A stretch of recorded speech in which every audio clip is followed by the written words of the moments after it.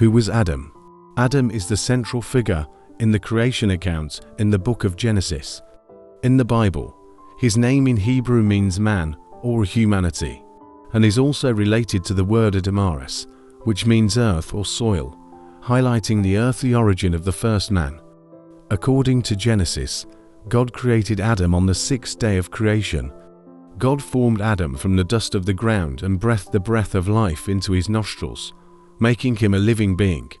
This act symbolizes the intimate connection between God and humanity. As Adam's life came directly from God, God planted a garden in Eden and placed Adam waiting in the garden. There were many fruit trees, including two special trees, the tree of life and the tree of knowledge of good and evil. God gave Adam permission to eat from every tree in the garden, except the tree of the knowledge of good and evil.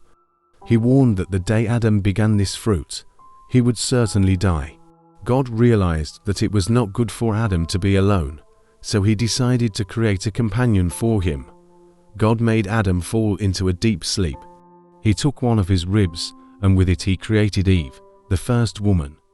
Adam and Eve lived in the Garden of Eden without feeling shame, representing the innocence and purity of the original creation, is described in the book of Genesis, where God creates the world and everything in it, including man and woman. Adam and Eve, they lived in the Garden of Eden naked, without feeling ashamed. In the garden, Adam received the task of naming all the animals and exercising dominion over them. Both the idol in Eden did not last forever. The serpent, a cunning creature, approached Eve and convinced her to eat the forbidden fruit. Eve, in turn, gave the fruit to Adam, who also ate. Eve, in turn, gave the fruit to Adam, who also ate. This act of disobedience brought serious consequences. Immediately, they realized that they were naked and covered themselves with fig leaves. God came to the garden and confronted Adam and Eve about their disobedience. They tried to hide. Adam blamed Eve and Eve blamed the serpent.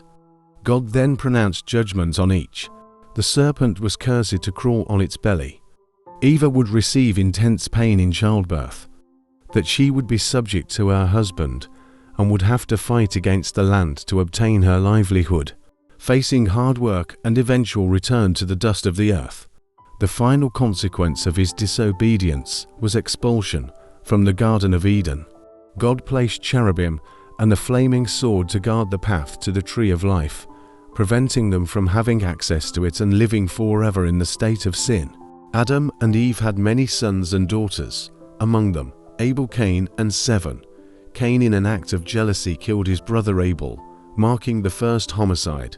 After Abel's death, 7 were born, and their lineage is considered to have continued the true worship of God.